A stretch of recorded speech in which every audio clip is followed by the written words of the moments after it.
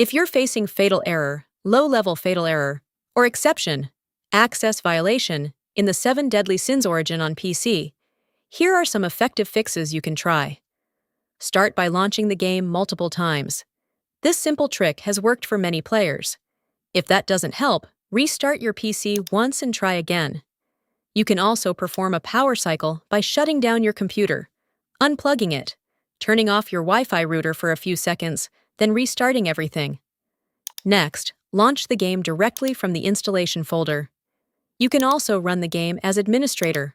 If the issue continues, go to the game.exe properties and enable options like Run as Administrator, try Windows 8 compatibility mode, or disable full screen optimization.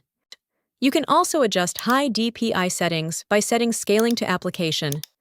Make sure your antivirus or Windows security is not blocking the game.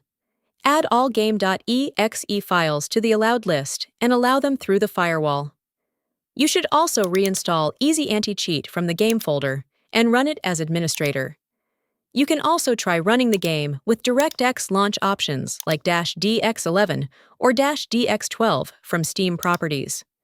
If nothing works, verify the game files from Steam to fix any corrupted files. You can also reset the config by renaming the config folder, which will restore default settings. Updating your graphics drivers and Windows is also very important. Perform a clean installation of GPU drivers if needed.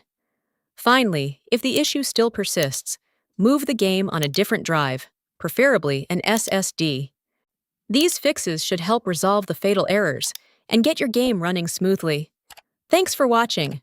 Don't forget to like and subscribe.